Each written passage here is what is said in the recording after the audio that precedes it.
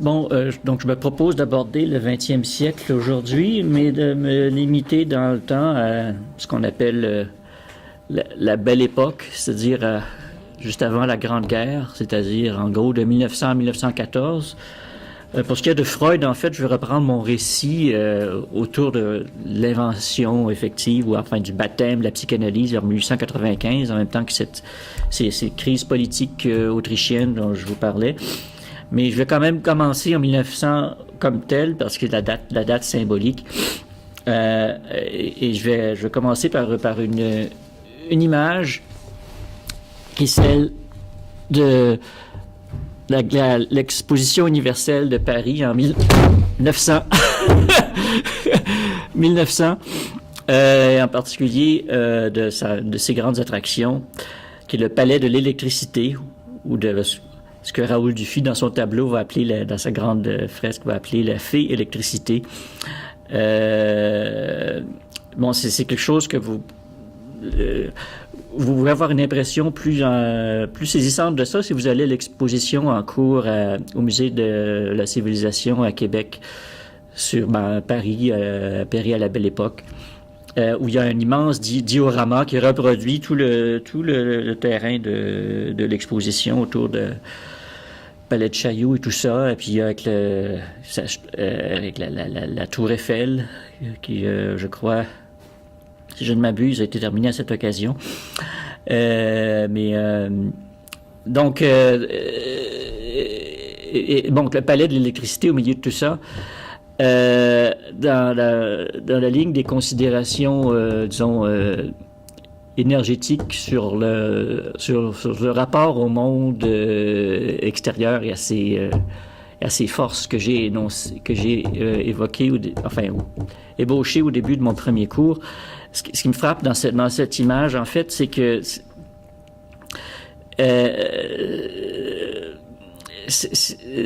l'électricité est représentée sous ces deux aspects.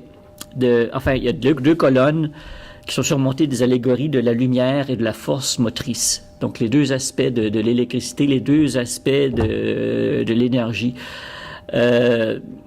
Donc, c'est une époque où la force motrice est quand même surtout assurée par les énergies fossiles, par au premier chef le charbon à 90%. Et j'ai déjà dit combien, c'est un paradigme dans le rapport au monde, y compris pour Freud. Mais il y a un autre paradigme qui commence à se faire son chemin, qui est celui de l'électricité, mais qui se traduit d'abord par la lumière et le type de lumière que produit l'électricité. Donc, une énergie, en fait, en forme d'onde et de radiation, plutôt que d'être un fluide compacté comme la vapeur ou les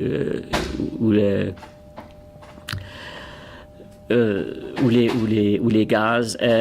Donc c'est un autre rapport à l'espace, une autre façon d'appréhender le réel qui se fait jour comme en compétition avec l'autre modèle vraiment typique de la révolution industrielle, qui est basé sur les énergies fossiles. Donc, quelles sont les implications évidemment de l'illumination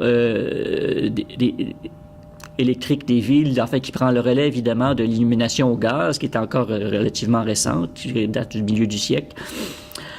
C'est que l'illumination 24 heures, qui est possible 24 heures sur 24, bannit la nuit et l'obscurité, accomplissant littéralement le projet des Lumières de visibilité et d'intelligibilité totale, en refoulant l'obscur en tant que tel, à la fois réserve infinie de ce qui n'est pas encore mis en lumière, mais qui est fait pour l'être, et le fond inquiétant de ce qui ne peut pas être en lumière. Ça va être bientôt l'inconnaissable de la physique quantique, mais c'est déjà l'espèce de fond obscur qu'on devine dans l'inconscient. Une obscurité qui est plus en alternance cyclique comme la lumière naturelle du soleil, à la fois est plus est à la fois plus pénétrable en principe, mais plus menaçante dans la mesure où elle subsiste, parce que là, c'est vraiment quelque chose qui échappe et qui nous hante. Et qui est en scission, en fait. Il y a une sorte de scission des signifiants entre la lumière et l'obscurité qui sont plus entremêlés, qui sont plus en alternance. Alors, bon, dans ce rapport au nouveau monde qui se dessine avec ce rapport particulier à l'obscurité comme quelque chose qui pourrait être illuminé, mais qui ne l'est pas encore. Donc, Freud est un peu dans la position de Einstein, hein, qui trouvait toutes sortes de propriétés étranges à l'espace-temps, mais qui croyait encore que on pouvait avoir on pouvait le saisir dans son entier d'une façon qui exclurait le hasard. Hein. Dieu ne joue pas au dé. Hein. Bon. Et pour Freud aussi, c'est une question de temps avant que les phénomènes psychiques de l'inconscient qu'on explique de façon psychique, on retrouve le correspondant physiologique et chimique. Hein. On trouve encore ça dans son origine de la psychanalyse en 1910, que c'est simplement quand on procède comme ça de façon un peu à tâtons sur les effets subjectifs et psychiques, mais à terme, on va trouver la correspondance chimique, hormonale ou autre dans le cerveau de tout ce qui maintenant on appréhende par le biais de l'expérience de la conscience.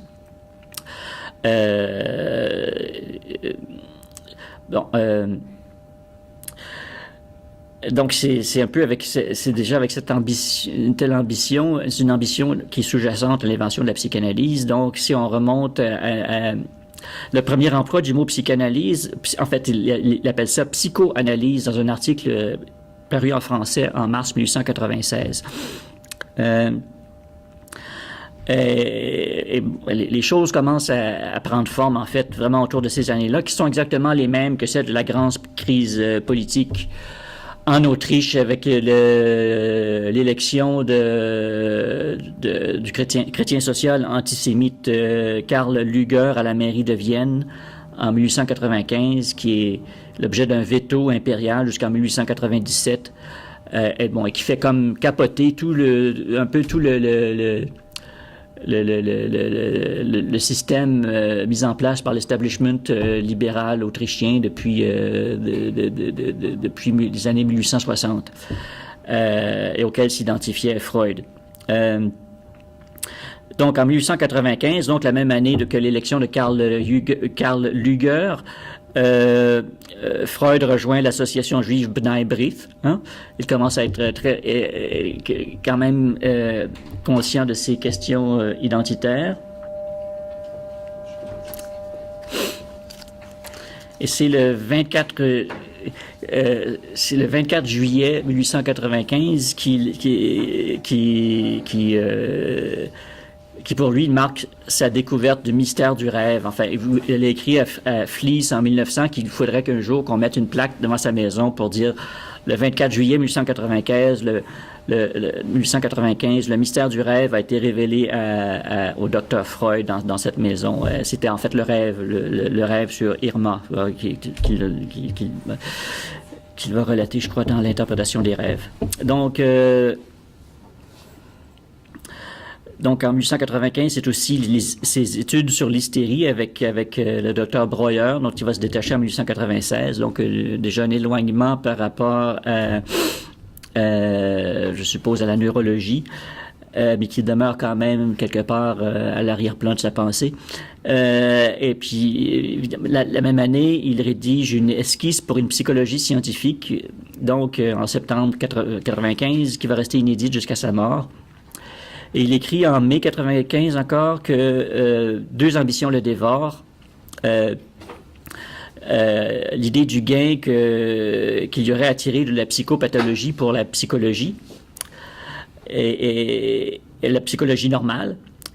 Et d'autre part, l'ambition de découvrir la forme de la théorie du fonctionnement mental quand on y introduit la notion de quantité, une sorte d'économie des forces nerveuses.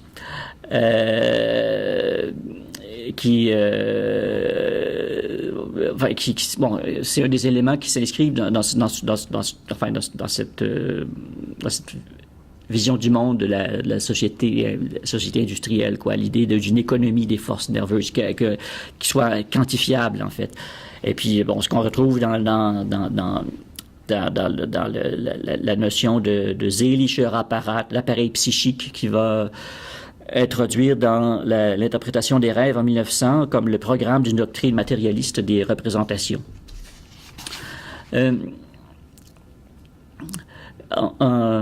C'est aussi en 1895, dans l'actualité scientifique, que les rayons X rendent le corps transparent et du coup quelque peu inquiétant. Ce qui est intérieur et caché dans le corps devient un assemblage de choses discrètes, séparables. Chaque personne devient un squelette en vie, une sorte de mort vivant. C'est ce que, pour employer le terme que Freud va théoriser en 1918, en fait, chaque être humain devient unheimlich. Hein? Ce qu'on croyait être familier devient tout d'un coup très troublant, parce que c'est comme entre le vivant et l'inanimé, hein, de voir quelqu'un à l'intérieur comme s'il était déjà mort et décomposé, qu'on est déjà mort, on est déjà avec les éléments morts alors qu'on est encore vivant. C'est tout un entre-deux là qui est très consonant avec l'univers de l'inconscient. Il y a toute cette zone d'ombre à l'intérieur de l'humain qui même physiquement devient appréhensible et qu'on peut commencer à explorer. Donc c'est quelque chose qui arrive en même temps que la théorisation de la psychanalyse.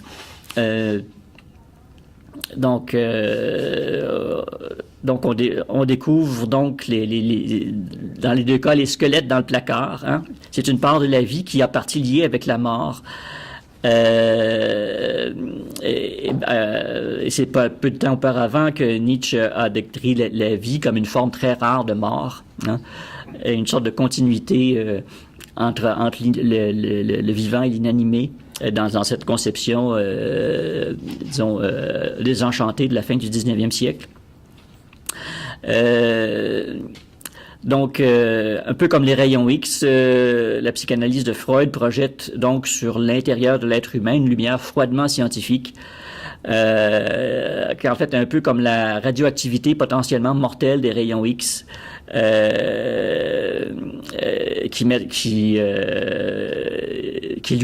enfin les matériaux radioactifs qu'on découvre, donc d'où cette matière-là, eux aussi sont unheimlich, sont entre deux règnes, parce qu'ils sont, comme on les décrit à l'époque, ils sont comme vivants, ils luisent dans l'obscurité, ils laissent des traces sur les plaques photographiques. Ils sont aussi dans cette espèce d'interrègne entre la lumière et l'obscurité. Et puis, ils ont aussi des effets ambigus qu'on croit d'abord surtout thérapeutiques, mais on sait depuis que c'est plus compliqué que ça, légèrement, les effets du radium et de toutes ces choses-là.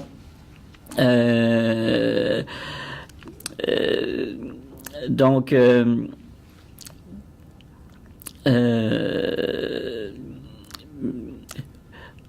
mais en même temps, mettre ces zones d'ombre en lumière, c'est un peu les tuer, quoi. C'est un peu les disséquer. Et c'est un peu la différence du flou poétique dont les artistes symbolistes de l'époque entourent tout le domaine, le domaine du rêve, non sans ambiguïté, sans doute. Parce que là aussi, on devine l'inconscient qui se profile dans les œuvres de Gustave Moreau, de Odilon Redon, de Ferdinand Knopf, de Gustav Klimt, avec qui se répercutent en musique avec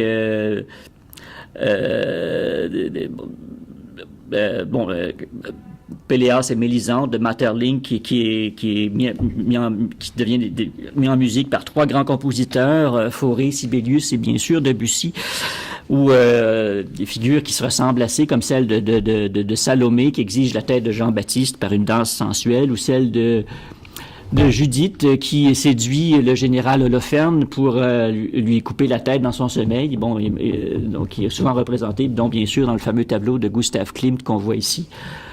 Où elle a un peu cette figure de vampire avec la tête de sa victime. C'est un peu le fantasme masculin de l'époque, là, la femme fatale, séduisante et dangereuse. Là, on retrouve ça partout. Donc, tout l'inconscient, le refoulé, apparaît sous ces formes-là artistiques. Mais il y a le pendant scientifique aussi, qui est beaucoup moins glamour, là, mais mais ça va quand même communiquer ces choses-là.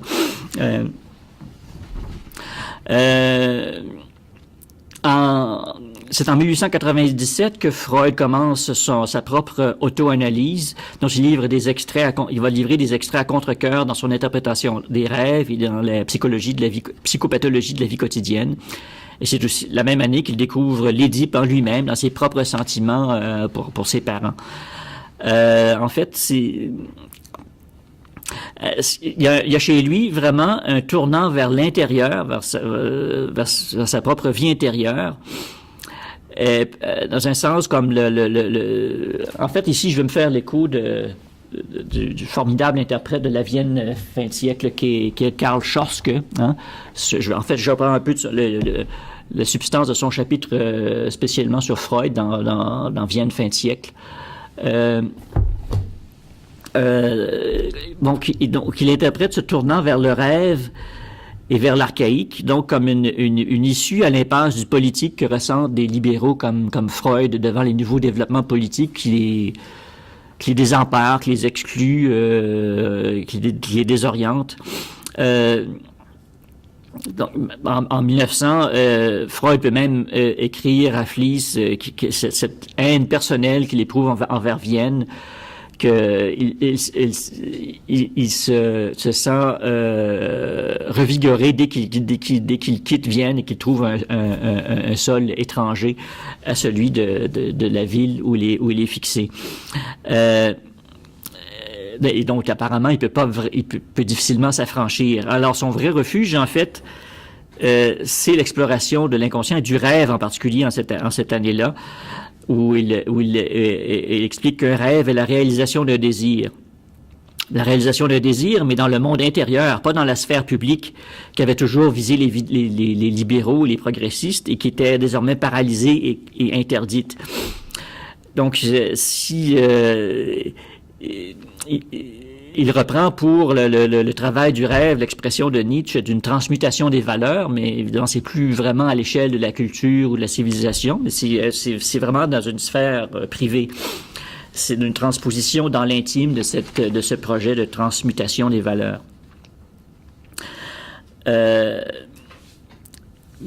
Mais en fait, sa consolation, c'est que si à Vienne en particulier, l'éros a le pas sur la police, P-O-L-I-S, la science peut comprendre et maîtriser l'éros. Hein?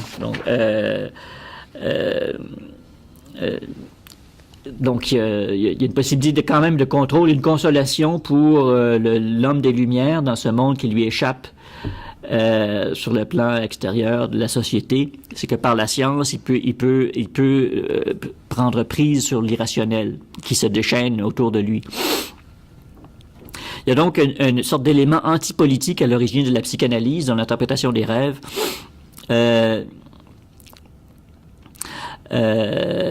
Où au chapitre 5, il fait un retour sur son enfance quand son père illumine la maison pour célébrer disons l'arrivée au pouvoir d'un ministère bourgeois en 1867.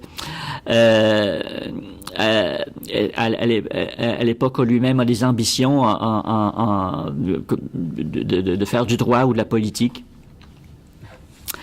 Donc, et c'est dans le contexte de ce libéralisme du milieu du 19e siècle qui est très, très clair et optimiste et confiant que Freud acquiert ses valeurs politiques et qu'il a conservé toute sa vie. Il a une certaine admiration pour Napoléon comme le conquérant d'une Europe centrale arriérée un franc mépris pour la royauté et l'aristocratie. Même étudiant au lycée en 1873, il a refusé d'enlever sa casquette pour une visite de l'empereur. Son admiration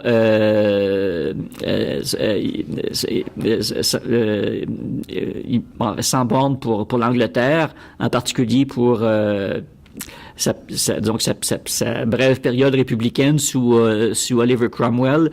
Le grand puritain, en fait, c'est dont Freud, le grand libérateur de la sexualité, en fait, a nommé son deuxième fils du nom du grand puritain Oliver Cromwell, Oliver. Et par-dessus tout, son hostilité à la religion et en particulier à Rome. Donc, il y a dans l'esprit de Freud une sorte de fantasme de vengeance sur les Romains identifiés aux chrétiens qui humilient les Juifs. Habsbourg et Rome sont comme associés dans son esprit comme objet de son antipathie.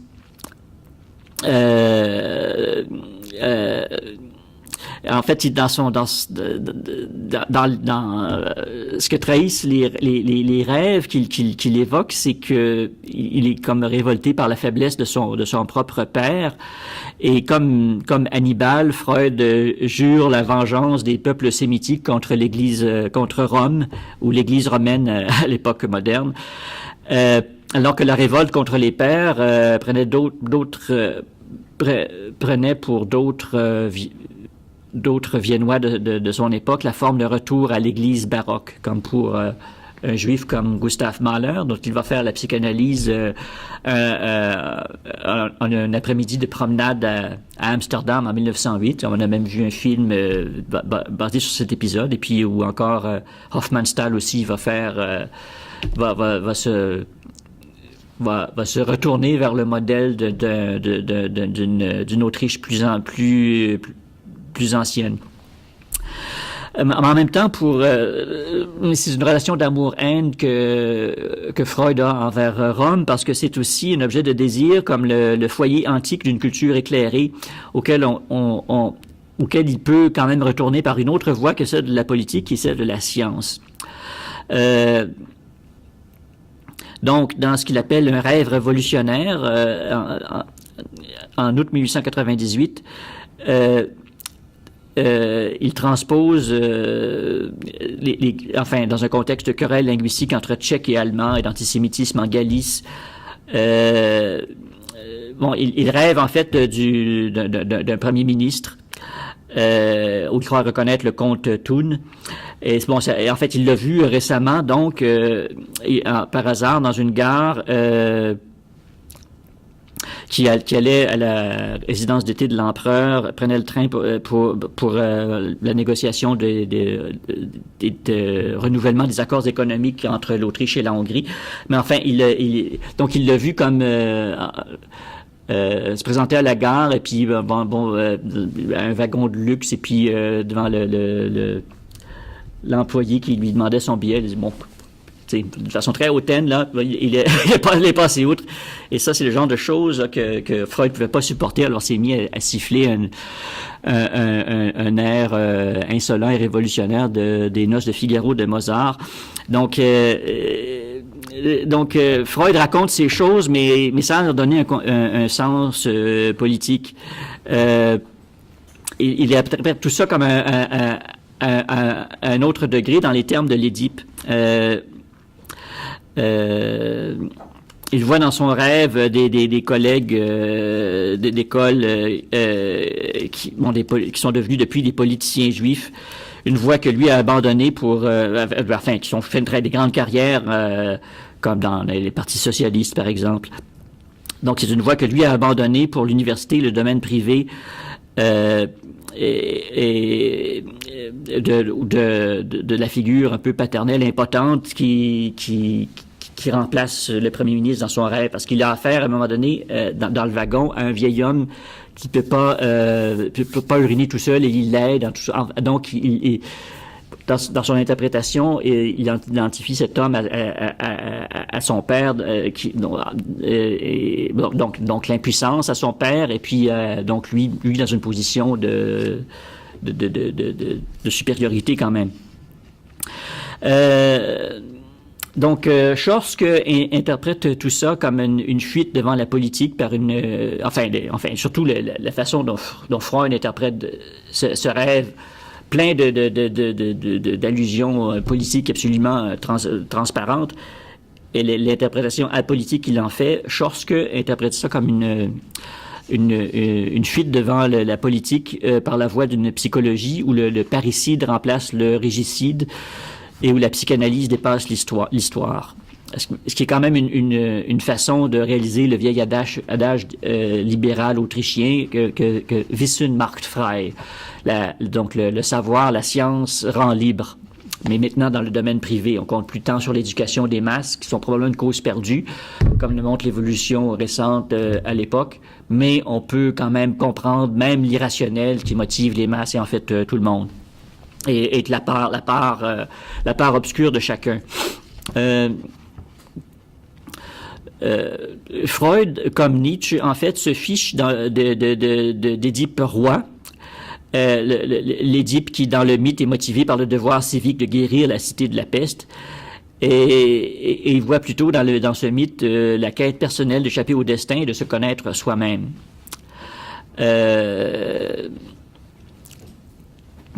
Un petit fait très suggestif est en fait que l'exergue Freud a mis en exergue de l'interprétation des rêves, en fait le même exergue qu'un ouvrage de 1859 du leader socialiste plutôt nationaliste Ferdinand Lassalle, donc de 1859. Sur la guerre en Italie, la tâche de la Prusse. Donc, la citation en question, c'est Flectere siniqueo superos aceronta movebo. C'est une citation de l'Énéide de Virgile qui veut dire, en gros, bon, si je ne peux pas je ne peux pas faire plier ou convaincre mes supérieurs, je vais agiter les enfers. Bon, donc venant du socialiste Lassalle, c'était en fait la menace que si la Prusse n'appuyait pas la lutte de libération nationale italienne, eh bien le peuple allemand pourrait se retourner contre son gouvernement. Donc ici l'Achéron, les enfers, c'est ce qui est inférieur, les enfers, c'est ce qui est inférieur, hein, c'est ça, c'est le même mot. Donc, c'est tout le domaine de l'obscur et de ce qui est en bas et caché. Donc, Lassalle, sur le registre politique, en 1859, donc, menaçait d'agiter tout ce domaine du réprimé, du refoulé. Et ce qui est fascinant, c'est que en 1900, Freud écrit à Fliess, il mentionne cette phrase de Virgile, et il mentionne dans la même lettre Lassalle, mais comme le livre qu'il va aller lire en vacances, mais il fait pas le lien entre les deux. Il a probablement, il connaissait Virgile aussi bien que Lassalle. Il a probablement mis ça indépendamment, mais quand même, probablement de son inconscient ou son demi-conscient, il y avait quand même une connexion entre les deux. Donc, entre l'Achéron populaire du socialiste Lassalle à l'époque de sa formation politique juvénile à lui, Freud, et puis évidemment ce que découvre Freud dans son propre inconscient, dans l'interprétation des rêves. Donc si on peut pas plier les pouvoirs, on peut agiter le réprimer en soi à défaut du monde extérieur. Donc, ça rejoint un peu l'idée de bouillonnement là qui est très dans l'esprit de l'air, de la vapeur. Donc le bouillonnement de puissance inférieure ou infernale qui sont réprimées, qu'il s'agisse du peuple, de la nation ou des pulsions de l'inconscient. C'est un peu le même combat, l'inconscient, que les nations et le peuple contre Rome, l'Église, l'Empire, avec Garibaldi et les Hongrois qui sont identifiés aux forces de protestation. Même, c'était littéralement à l'époque de la jeunesse de Freud, mais dans son rêve, ça semble. Il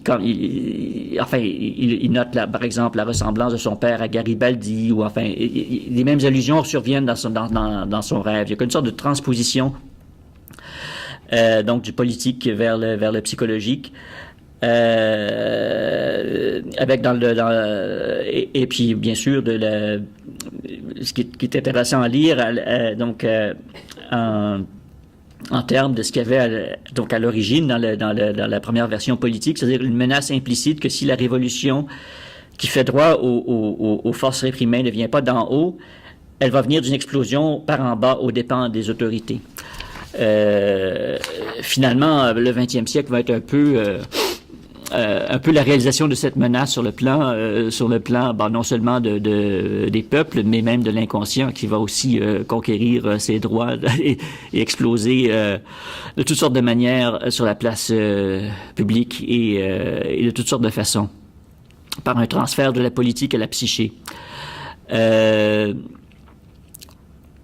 Donc, ce que dit le rêve de Freud, intitulé Autodidasker, c'est que le sexe est plus fort que la politique, mais que la science peut contrôler le sexe.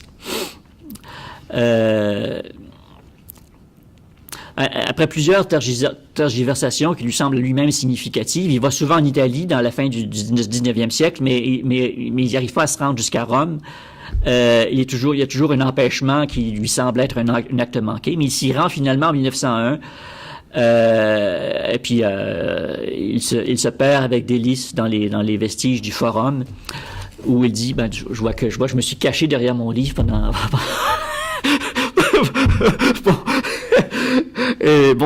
donc il écrit qu'il aurait pu adorer les restes du temple de Minerve, dont Minerve, une déesse qui symbolise un peu la raison et dont la statue est inaugurée justement devant le Parlement à Vienne en 1902, l'année suivante, et qui est comme symbole de la foi libérale dans une politique rationnelle, mais une politique rationnelle qui justement n'existe plus, n'est plus possible dans la Vienne du début du XXe siècle. Donc, en réduisant la politique à un épiphénomène du conflit père-fils, Freud a donné aux bourgeois libéraux de son milieu une anthropologie ahistorique ou anhistorique, leur permettant de supporter un monde politique qui partait en vrille hors de tout véritable contrôle.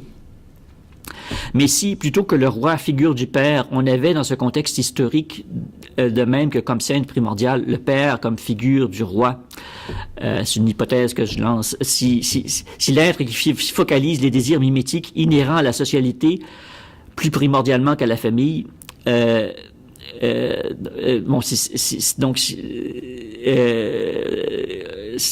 le roi la figure centrale de la société qui arrive à conjurer la fusion implosive des composantes de la société par un sacrifice institué en rituel. C'est une question que bien des décennies plus tard, la critique de René Girard va permettre de poser. Enfin, je mettrai ça en place comme quand j'y arriverai dans un cours théorique à part. Mais pour l'instant, je voudrais quand même mettre en question les présupposés économiques et épistémologiques bourgeois et libéraux de la psychologie freudienne. En fait, oui, je pensais faire ça dès aujourd'hui, intégrer la pensée du don pour ce faire, mais en fait, je vais aussi remettre ça à mon cours théorique. Donc, il s'agira de faire appel à l'anthropologie de Marcel Mauss pour trouver d'autres principes que ceux de l'utilitarisme libéral, à même le substrat communautaire prémoderne des sociétés humaines et dont nous ne sommes jamais quittes, en fait.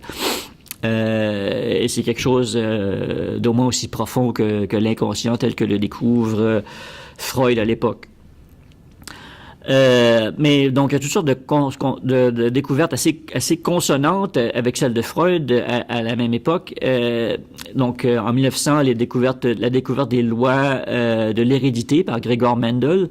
Donc, l'hérédité qui est affaire de codes génétiques, hein, de messages chiffrés, qui en fait des codes qu'on peut mettre en parallèle avec les messages chiffrés d'un inconscient qui sont à décoder dans les rêves ou dans les comportements. L'inconscient qui est structuré comme un langage, dira Lacan, donc qui est aussi un code. Donc, il y a une codification du vivant, là, même dans l'organique, par l'hérédité et en même temps que par la psyché via Freud. Donc, en 1901, paraît la psychopathologie de la vie quotidienne et qui présente en fait de nouveaux codes génératifs aussi pour les comportements humains. On pourrait dire aussi mettre en parallèle les codes génératifs ou génétiques ou l'idée de génération ou de nouvelles générations qui commencent à se faire jour en sociologie.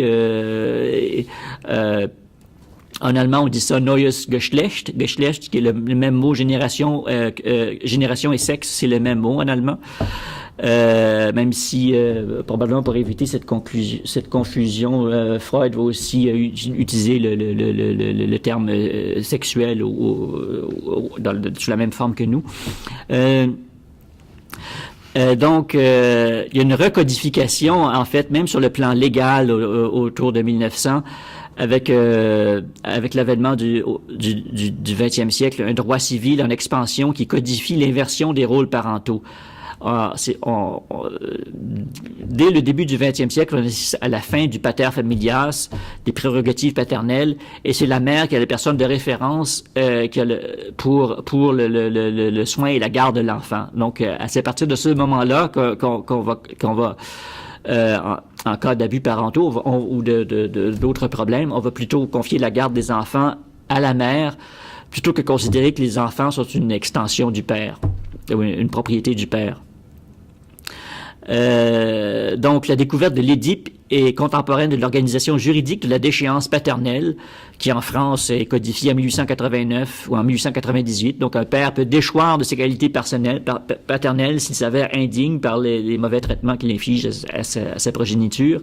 Et ça, c'est codifié dans les lois de la société bourgeoise de cette époque. On trouve l'équivalent en Prusse en 1900. Tout ça, c'est comme en réponse au processus de transformation sociale, comme la mobilisation des femmes dans différents mouvements, et puis puis dans la vie professionnelle, et la déstructuration de la vie conjugale et familiale par les interventions massives de l'État, l'État social, ou déjà les premiers signes de l'État-providence, avec les assurances sociales, qui commencent en Allemagne, en fait. Et en Autriche aussi. Donc, les technologies qui étaient bien en évidence à cette fameuse Expo 1900 vont prendre un essor extraordinaire pendant la première décennie du Xe siècle, en vraiment refaçonnant l'imagination et même la dynamique sociale avec la TSF, la télégraphie sans fil, c'est-à-dire la radio. L'influence atmosphérique invisible, qui est celle des médias électriques, se substitue à la causalité mécanique de la vapeur et de l'imprimerie pour susciter des mouvements de foule directement, comme en les électrisant d'une façon charismatique. Mais la TSF sert d'abord à coordonner les opérations militaires, et c'est pour ça qu'on décide en 1904 de préserver la tour Eiffel, bâtie de façon temporaire pour l'exposition et à des fins donc pour la radio militaire. Hein. C'est aussi l'époque des frères Wright. Là, on commence à voir le plus lourd que l'air et qui quitte le sol. Donc, tout nouveau rapport à l'espace qui se dessine avec les aéroplanes, qui est vraiment en 3 dimensions maintenant, libéré du sol. Et dont évidemment, bientôt, les applications seront surtout militaires. Hein. Et aussi, bien sûr, c'est la diffusion massive de l'automobile et du modèle industriel qui va avec. Donc, d'un côté, le modèle T, l'automobile à bon marché, à apporter des masses, et puis le Fordisme, qui est le nouveau mode d'organisation industrielle et économique qui va avec. Le Fordisme, qui est, au sens premier du terme, un modèle d'organisation et de développement d'entreprise inventé en 1908 par Henry Ford, fondateur de l'entreprise qui porte son nom, à l'occasion de la production d'un nouveau modèle, la Ford T. Et puis bon, il va mettre ça en œuvre à grande échelle dans une usine de Détroit en 1913. Hein. Donc, c'est un des... En fait, vous allez voir que je décris toutes sortes de phénomènes qui convergent vers la date fatidique de 1914, hein, l'espèce de basculement dans un autre monde qui se devine même quelques années avant l'accident fatal qui précipite l'avalanche. Hein. Donc, pour le courant de fond que représente le Fordisme, on peut dire que ce modèle accorde une large place à la mise en œuvre des nouveaux principes d'organisation du travail, l'organisation scientifique du travail, donc instaurée par le Taylorisme, en y ajoutant d'autres principes comme notamment le travail des ouvriers sur convoyeurs, qu'Henry Ford dit avoir découvert lors de la visite de semblables dispositifs déjà à l'œuvre aux abattoirs de Chicago. Hein. Donc l'industrie et donc le travail industriel sont modelés sur l'abattage massif des animaux dont je vous ai parlé à mon précédent cours, comme vraiment faisant partie de cette mise en ressources du monde que déchaîne l'industrialisation. Donc, il y a un rapport très différent au vivant, notamment. Dans son autobiographie « My Life is Work and Work is Life », tout un programme pour Henry Ford, paru aux États-Unis en 1922. Donc, Ford révèle que son idée de la chaîne de production, donc, naît après une visite adolescente d'un abattoir de Chicago. Donc, les origines des chaînes de production seraient à situer non pas dans l'industrie automobile, mais dans celle de la viande, au sein des grands abattoirs, des Union Stockyards, qui, d'après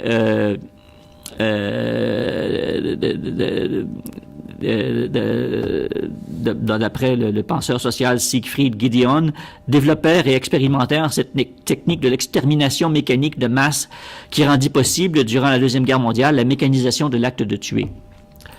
Je pense qu'on avait fait déjà des essais assez concluants pendant la Première Guerre mondiale aussi. Bon. Le Fordisme désigne également le compromis économique et social vertueux, en termes de cercle vertueux d'autoreproduction, permis par les résultats de cette mise en œuvre de la rationalisation. Les forts gains de productivité peuvent en partie être attribués aux travailleurs concernés, contribuant à la très forte croissance économique qui, en retour, soutient la productivité. Leurs salaires peuvent être indexés sur cette progression et générer une augmentation bienvenue du pouvoir d'achat. Comme le perçoit bien Henry Ford, qui voulait que ses ouvriers soient bien payés pour leur permettre d'acheter les voitures qu'ils avaient eux-mêmes produites. Et un argument que vont plus tard reprendre les disciples de Keynes. Le Fordisme est le terme par lequel on désigne l'ensemble des procédures, explicites ou implicites, par lesquelles les salaires se sont progressivement indexés sur les gains de productivité. Augmenter régulièrement les salaires au rythme des gains de productivité permet d'assurer que les débouchés offerts aux entreprises croîtront également au même rythme et permettront donc d'éviter la surproduction. Le but de ce développement de l'entreprise est d'accroître la productivité et la production de l'entreprise grâce à plusieurs principes. La division du travail en une division verticale, donc la séparation entre la conception et la réalisation, une division horizontale avec la parcellisation des tâches et l'apparition de la ligne de montage et donc du travail à la chaîne. Basé sur, évidemment, le dépeçage des bestiaux. C'est le même principe avec le montage des autos. La standardisation permettant de produire en grande série à l'aide de pièces interchangeables. L'augmentation du salaire des ouvriers afin de stimuler la demande de biens et donc d'augmenter la consommation.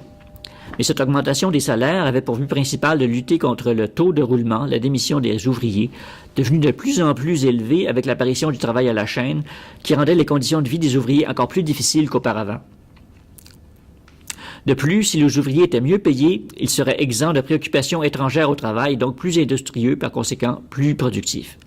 Donc, en fait, avec des plus hauts salaires, on achète leur silence dans des conditions encore plus dégradantes, en fait. Qui en fait, bon, des pièces bien huilées dans une mécanique qui tourne au même titre que la chaîne de montage.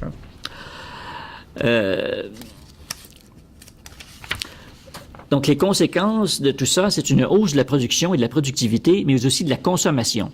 Une baisse du coût de production par une économie de main-d'œuvre et de surface, une déqualification du travail ouvrier, un meilleur contrôle par la direction du travail ouvrier, la réalisation d'un travail ouvrier de plus en plus répétitif et monotone, et une standardisation de la production dans le but de favoriser une consommation de masse. Et c'est là que ça devient intéressant, parce que c'est vraiment l'avènement au début du 20e siècle de cette société de consommation qui revient en fait à une sorte d'industrialisation des désirs sous forme de besoins artificiellement produits, qui prend toutes sortes de formes. Avec la publicité qui devient vraiment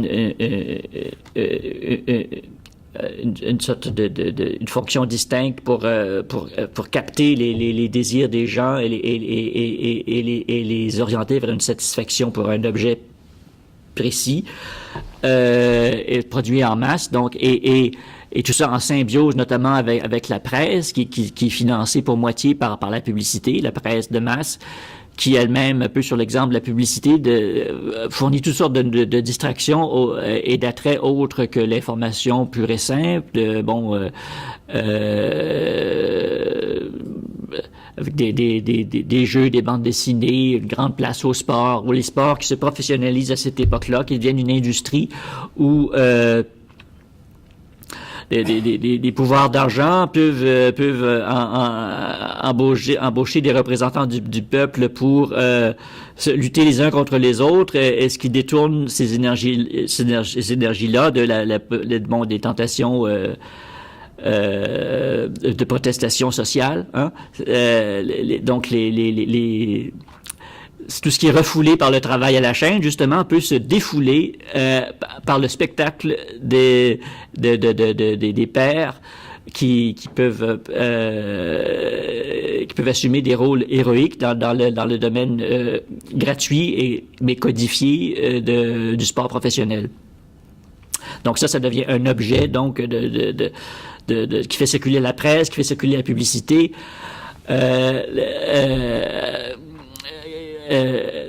Qui elle-même se nourrit de sensationnalisme et donc qui fait volontiers appel au nationalisme au point de carrément de provoquer délibérément ou d'entretenir des guerres.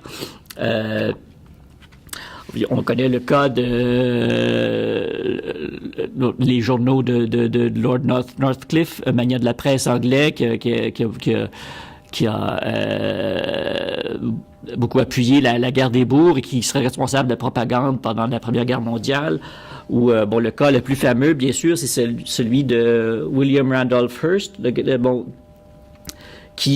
dont les journaux au tournant du siècle dernier consommaient le quart de la production mondiale de papier, et puis qui a pratiquement, par sa propre campagne de presse, déclenché la guerre hispano-américaine avec toutes sortes de rapports semi-fictifs ou complètement fictifs. Là, il y avait une vraie déjà les médias et l'impérialisme américain naissant, ou enfin ou pas naissant, mais disons qui entrait dans sa maturité, en fait, était déjà dans le même lit, hein, et donc d'ailleurs Hearst, c'est le modèle de Citizen Kane, hein, je vous rappelle, hein, c'est le fameux film de Wells, qui est considéré par plusieurs comme le meilleur film de tous les temps. C'est une version à peine romancée de la carrière de Hearst, dont on disait, c'est un personnage très ambigu même de son vivant. On disait un magazine de tendance relativement progressiste, mais quand même un magazine de masse, Collier's, parlais de Hearst en 1906. Enfin, c'est ça. D'abord, Hearst disait que les nouvelles authentiques présentaient deux défauts. Elles étaient sans éclat et pouvaient être publiées par tout le monde. Alors, pour remédier à cette situation, il avait recours soit à l'affabulation pure et simple, soit à la mise en valeur d'événements fabriqués par son empire de presse.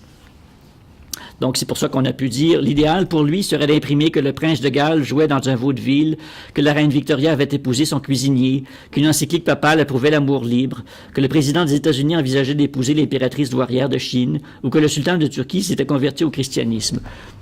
En fait, c'est une formule, évidemment, qui a été développée dans d'autres domaines par les tabloïds de nos jours. Mais c'est très intéressant, disjonction entre...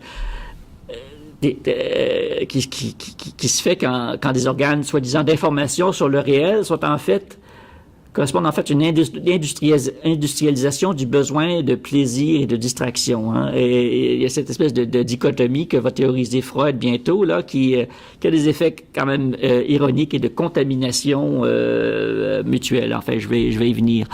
Et donc, c'est dans ce contexte-là qu'en 1909, Freud fait sa première incursion dans le domaine de l'analyse sociale avec un livre sur la morale sexuelle dans la civilisation et la nervosité moderne.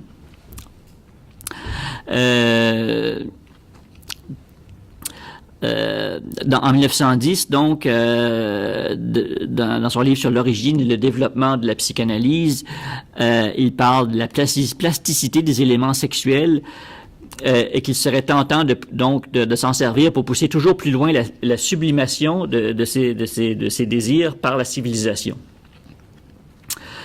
Ce qui est en train d'arriver d'une sorte de façon, en titillant les désirs, mais en même temps en les canalisant vers la marchandise, en gros, là, c'est la formule très éprouvée depuis. Mais dit Freud, mais tout comme avec nos machines, nous attendons à convertir seulement une certaine fraction de la chaleur que nous appliquons en travail mécanique utile. De même, nous ne devrions pas séparer la pulsion sexuelle de son but particulier. Moi, ce qui me frappe là-dedans, c'est l'image mécanique encore là, de la psyché, comme une machine qui doit avoir une soupape là, pour faire échapper la vapeur, mais qui, dans son fonctionnement principal, est utilitaire, mais avec quand même une énergie comme qui la pousse, mais qui doit être bien canalisée, mais avec une soupape faire une pure dépense, mais bien à côté, hein, avec vraiment une distinction entre l'appareil et l'énergie. En 1911, Freud parle justement de deux principes du fonctionnement mental dans un livre, ou enfin dans un essai, où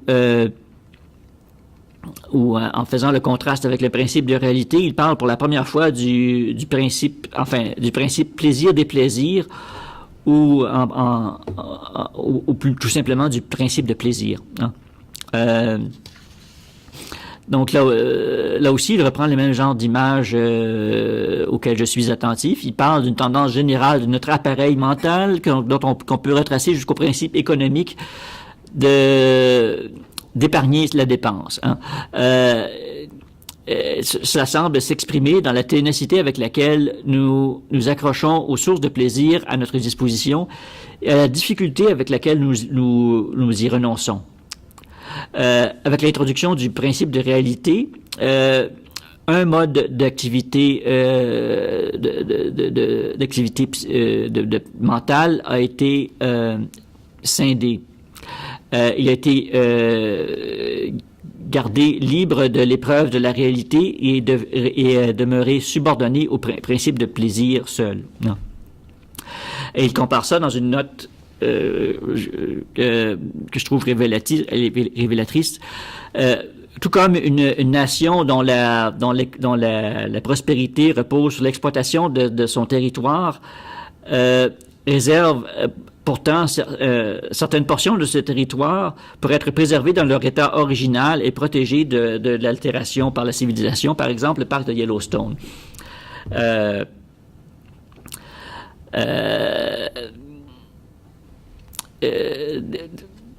Donc, ce qui reste ce qui reste qui est pas absorbé par les préoccupations utilitaires, c'est comme réservé dans un domaine à part de pure gratuité, comme la nature par rapport au domaine en principe qui devrait être livré entièrement à l'industrialisation. C'est le même rapport à la terre qui se dessine dans l'industrialisation du monde, où on commence en même temps à se poser la question, ben oui, mais qu'est-ce qui... on sort du monde où, disons, ce qu'on appelle maintenant la nature était comme apprivoisée sous la forme de campagne dans l'agriculture. Et pour avoir deux domaines vraiment bien délimités, la terre comme ressource qui, par principe, est entièrement vouée au développement quantitatif, mais avec des zones spéciales de pure gratuité, de terres qui ne servent à rien, qui sont bien délimitées, et leur usage, c'est ça, rien, c'est-à-dire n'importe quoi, c'est-à-dire,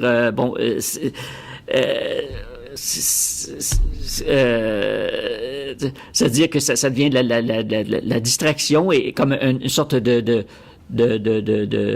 soupape pour ce qui compte vraiment, la réalité, le principe de réalité, c'est-à-dire la mise en ressources et l'exploitation du monde. Hein. C'est vraiment le même rapport à la terre. On le retrouve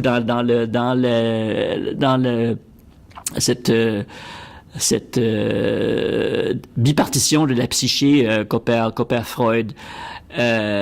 Et que je mettrais peut-être en question à partir notamment d'une pensée du don, hein, où le réel et le plaisir en fait sont beaucoup plus reliés que ça. Il n'y a pas l'utilitaire d'un côté et l'inutile distrayant de l'autre côté. Il y a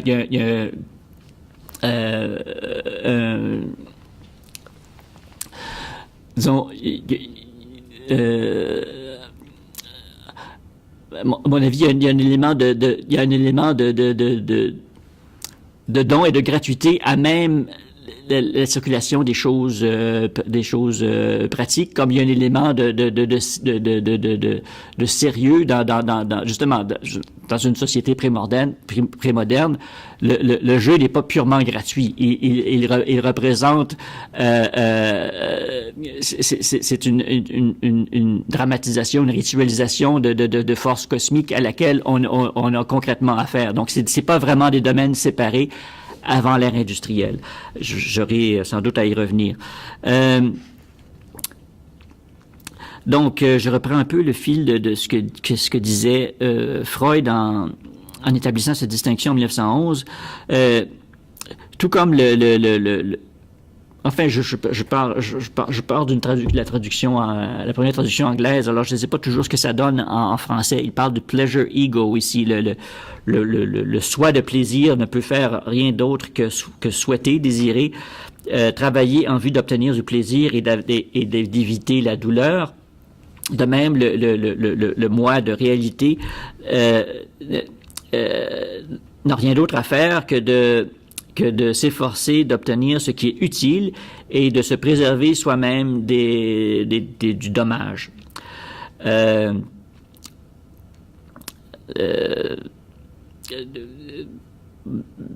Bon, là aussi, je trouve que c'est faire bon marché de la possibilité de se mettre en jeu ou la possibilité du sacrifice qui est si importante dans les sociétés prémodernes. Et c'est vraiment un primat de calcul utilitaire là, qui est situé au fond de la psyché. Donc Freud illustrait ça c'est comme ça qu'il interprète la religion. Hein, c'est la gratification qui est remise dans l'au-delà. Bon, et donc ce qui ramène la religion une sorte de calcul en vue d'un plus grand plaisir plus tard. Mais il dit que la science c'est une meilleure façon de conquérir le principe de plaisir. Parce que on a un certain plaisir à pratiquer la science et on a un véritable gain pratique comme résultat. Hein. Il est un peu dans la logique de l'esprit du capitalisme que discerne que discerne Max Weber à l'époque, en se disciplinant en quelque sorte dans la pratique du métier. On renonce à certains plaisirs, mais on est récompensé par l'abondance des gains de productivité en bout de ligne. Hein? Et puis, on peut quand même trouver un certain plaisir modeste à l'exercice de ces fonctions austères. Bon, c'est un peu le même schéma assez protestant d'éthique du travail là, qui se fait jour ici. Et quand la situation de la science vers l'art, pour lui, l'art, pour Freud, l'art fait du créateur un héros et une sorte de roi parce que tout le monde ressent le déplacement du plaisir par le principe de réalité et rêve de le compenser, ce qu'accomplit l'artiste. Là aussi, il y a une sorte cette conception de la culture comme une sorte de gratuité à part des choses réelles dont s'occupent les gens d'affaires, par exemple, là, ou les savants. Il y a le domaine à part là, de la culture, de la gratuité pure, le rêve, mais qui peut quand même donner un certain pouvoir pratique parce que les gens ont besoin de rêve. Donc, c'est la part de rêve qui est mise à part par l'activité efficiente de la société moderne. Mais en même temps, bon, c'est-à-dire qu'il est réservé à l'art un domaine d'actes gratuits, c'est qu'il peut aller loin, ça peut devenir tout un programme. La gratuité peut devenir une sorte de fin en soi dans l'art moderne et qui peut à son tour radicalise la place marginale qu'a l'art dans le cadre de la société industrielle, c'est-à-dire comme une sorte de compensation à côté. Donc une sorte de complexe là entre l'art comme séparé de la vie ou dans un domaine à part qui en même temps a sa fonction compensatoire dans l'ordre de la société industrielle. Bon, c'est quelque chose qui se déploie avec l'art moderne malgré toutes ces velléités de justement en même temps de refaire la société. Souvent par son excès, son détachement de la réalité, il renforce quand même la dichotomie.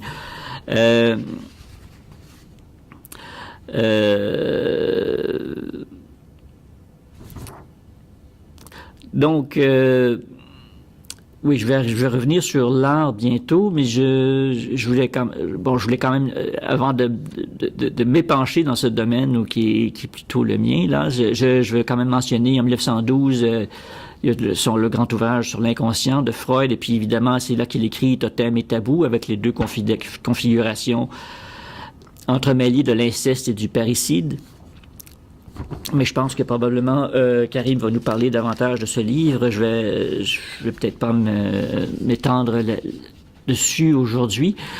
C'est à la même époque que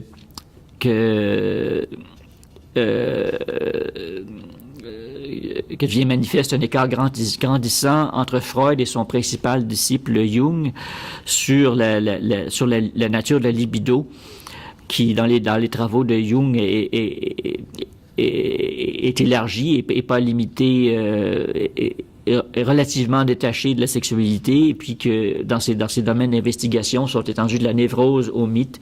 Et selon Freud, il devrait vraiment se concentrer sur la névrose parce que c'est là que l'essentiel se joue d'après lui. Comme il va y revenir en 1921 dans son livre sur la psychologie des masses, pour lui, la libido, c'est une énergie de magnitude quantifiable, mais pas mesurable pour l'instant, de tous les instants ayant à voir avec ce qui est compris sous le terme amour, donc le noyau sexuel instinctif, de loin en loin jusqu'à tous les niveaux, jusqu'au sacrifice pour l'humanité. Donc il y a vraiment une sorte de noyau auquel tout peut se réduire et qui théoriquement devrait être quantifiable. Hein. C'est le présupposé. On a affaire à une énergie quantifiable de même nature que celle qui fait fonctionner l'industrie au fond. Mais ça, c'est simplement, on n'a pas encore trouvé le moyen de la mesurer de la même façon. Donc on doit se contenter des manifestations psychiques pour l'instant.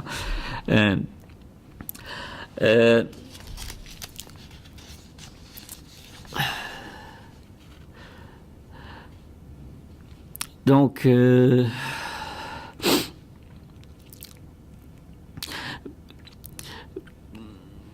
bon, quand même, ce noyau sexuel instinctif, il commence à se faire droit dans différents domaines de la culture. Pas seulement par Freud, il y a la réception de Nietzsche à la même époque. Puis des courants comme l'expressionnisme, qui souvent mettent explicitement en scène des affaires, des drames d'inceste et de parricide, qui sont vraiment dans le même territoire là, que Freud et Nietzsche. Un développement significatif sur la scène viennoise, mais qui déborde quand même ce cadre-là. En 1902, Hugo von Hofmannsthal écrit les lettres de Lord Chandos, où il présente une sorte de réflexion d'un auteur fictif sur la littérature et le langage, qui présente en fait les mots et les signes linguistiques comme ayant leur vie indépendante, comme n'étant pas tant reliés à des éléments du réel que reliés entre eux par une logique autonome.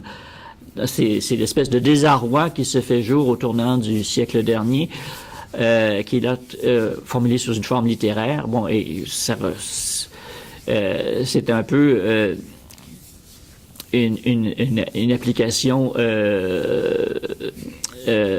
peu une application de ce qu'on trouverait chez Saussure, par exemple, que la façon dont plusieurs l'interprètent, c'est-à-dire le langage comme un système de signes qui a sa vie proche. Sauf que là, ayant reconnu ça, on en reconnaît du même coup l'arbitraire, et là, ça devient angoissant parce qu'ils peuvent se recombiner n'importe comment. Mais d'un autre côté, ça peut devenir très stimulant aussi pour les artistes, hein, et il y en a plusieurs qui se jettent justement sur ce potentiel des mots, des signes linguistiques à se détacher de leur contexte habituel et à envahir des domaines nouveaux, à se réordonner. C'est ce que les futuristes, notamment, appelleront les mots en liberté. On trouve ça aussi dans les calligrammes d'Apollinaire, c'est-à-dire les mots qui se détachent et qui viennent des onomatopées, qui viennent vraiment des signes graphiques sur une page et qui ont toutes sortes de relations qui sont non linéaires et avec des rapports élastiques au sens. Et c'est quelque chose qui, justement, avec les futuristes, va se mettre même à envahir la peinture. En fait, c'est théorisé comme une sorte de genre à la fois poétique et graphique par Marinetti, le chef des futuristes, donc vers 1910. On trouve ça même dans des peintures futuristes là. Bon, c'est extraordinaire celle-là. Si vous pouviez la voir, celle-là, vous voyez que c'est fait comme avec des bouts de journaux, avec des onomatopées.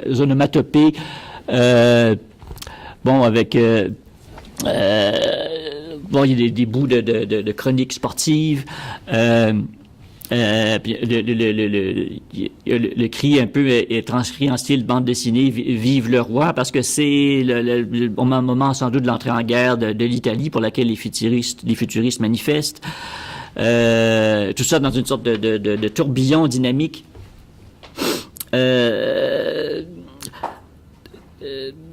Donc, on entre vraiment dans la nouvelle perception électrique de l'espace. Hein?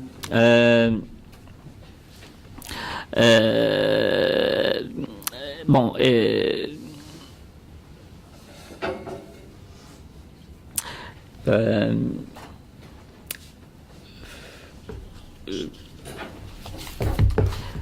Et qui s'applique justement parce qu'on a parlé je parlais au début de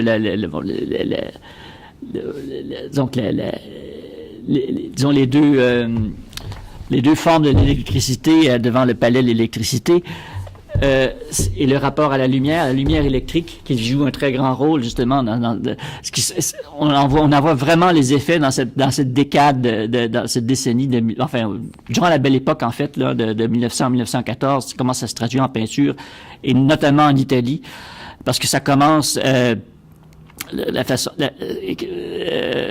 dont la lumière est traitée, on voit ça même dans l'évolution même des mêmes peintres. Hein. Ça commence avec ce qu'on appelle le divisionnisme, qui est une sorte de réponse italienne ou au pointillisme, au post-impressionnisme, mais qui en fait qui présente la lumière sous forme de filament ou de poudroiement. Mais c'est quand même souvent dans des contextes bucoliques. C'est encore la lumière solaire, mais comme physicalisée, rendu quand même plus ondulatoire, hein, mais avec quand même une base naturaliste. Et ce qui devient intéressant, c'est que les mêmes peintres vont se mettre...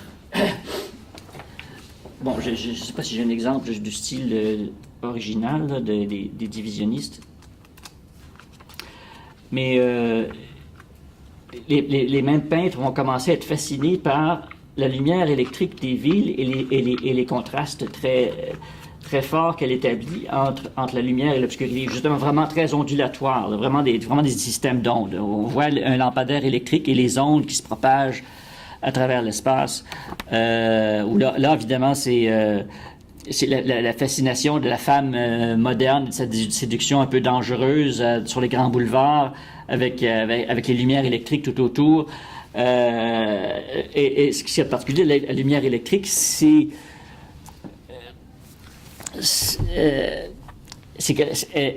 on voit ça aussi dans certaines peintures de Kees van Dongen, par exemple, des fauves, ou au musical, par exemple, qui est beaucoup basé sur l'effet des lumières électriques. Les contrastes très tranchés entre la lumière et l'obscurité, une lumière tout à fait artificielle, donc qui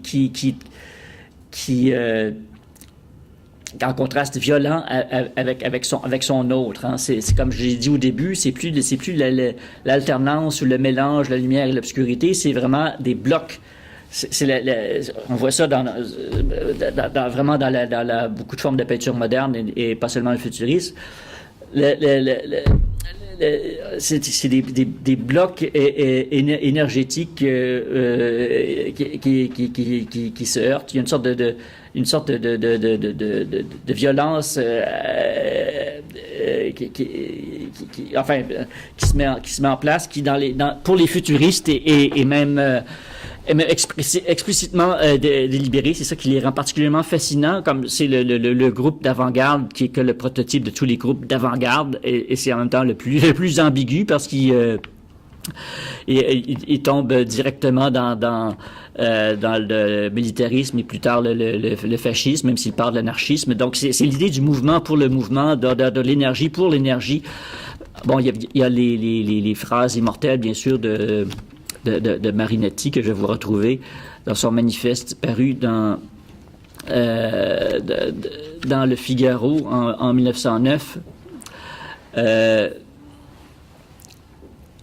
Les éléments essentiels de notre poésie seront le courage, l'audace et la révolte. Nous voulons exalter aussi le mouvement agressif, l'insomnie fiévreuse, la course, le saut périlleux, le coup de poing, qu'il n'y a plus de beauté sinon dans le combat, et puis les fameux axiomes 9 et 10. Nous allons glorifier la guerre, la seule hygiène du monde, le militarisme, le patriotisme, le geste destructeur de l'anarchiste, les belles idées qui tuent, le mépris de la femme. Nous détruirons les musées et les bibliothèques, et nous combattrons le moralisme, le féminisme et toute couardise utilitaire. Voilà. Nous déclarons que la splendeur du monde a été enrichie par une nouvelle forme de beauté, la beauté de la vitesse. Une automobile de course décorée de grands tuyaux comme des serpents à la laine explosive, une automobile de course qui rugit et qui semble courir sur de la mitraille, plus belle que la victoire de Samothrace. On est en plein 20e siècle, là.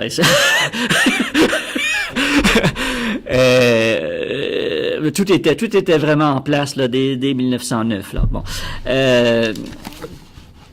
Et bon, ça c'est la forme la plus provocatrice là, mais on trouverait ça partout. Bon, il y a les équivalents de ça en Russie bientôt avec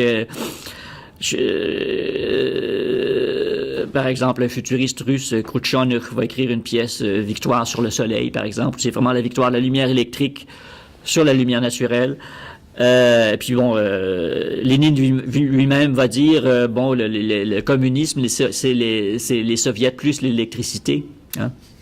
Donc c'est le pouvoir de l'électricité de mobiliser des blocs à distance. Hein? Bon, c'est par les influences qui sont pas causales comme ça de solide à solide.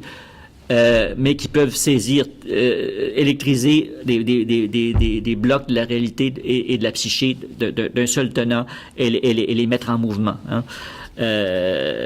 Comme, en fait, c'est le prolongement des premières expériences de Volta. Là. Bon, on pique une cuisse de grenouille, elle s'agite. Hein. Bon, on peut mettre en mouvement les masses de la même façon par l'électricité. C'est une sorte de développement du même théorème. Hein. Bon. Alors, ce qui est fascinant, c'est que tout ça converge avec des développements politiques. Là. La mise en mouvement des masses, c'est pas simplement un phénomène physique, c'est un phénomène politique et bon et les différentes formes, non seulement de mobilisation des masses, en partie s'opposent, mais en partie convergent. C'est notamment le cas en Italie où là aussi, c'est les pays retardataires comme l'Autriche et l'Italie ou la Turquie qui souvent sont à l'avant-garde des développements significatifs. Parce qu'en Italie, tant revenu au domaine de l'impérialisme et du colonialisme, on a commencé à justifier ces exigences-là d'impérialisme et des colonies en disant, bon, l'Italie est un peuple prolétaire, elle doit se constituer son unité en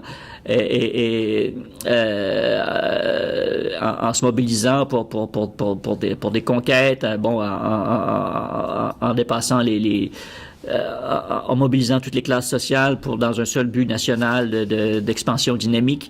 Donc, il y a toute une théorisation de ça, même sur le plan de la pensée sociale, dans une sorte de pré-fascisme ou de nationalisme qui a un peu des échos, des résonances tiers-mondistes, mais qui en fait a l'effet contraire d'être aussi une demande d'expansion et de conquête des pays censés retardataires comme l'Autriche et la Turquie. On va voir ça. Donc, on va voir les futuristes déjà aux premières lignes dans l'évasion de la Libye en 1912, qui est une possession turque. Là, c'est vraiment la curée pour l'Empire ottoman et c'est cette espèce d'implosion de l'ordre européen qui va amener à la Première Guerre mondiale. Mais c'est très intéressant de voir toutes les œuvres futuristes qui ont été produites déjà pour les prodromes de ça en 1912 quand ils se sont portés volontaires en Libye avec des poèmes et des poèmes graphiques de mots en liberté qui reproduisent par onomatopée toutes les explosions et avec des éléments d'exotisme, donc avec des assemblages de lettres reproduire l'expérience disons l'expérience physique totale du combat, donc du déploiement explosif d'énergie comme seule façon finalement d'éprouver vraiment la vie dans cette nouvelle économie dans tous les sens du terme qui se met en place. On entend ça. On entend quelque chose comme ça aussi. Bon, en musique, évidemment, en 1913, le Sacre du printemps de Stravinsky,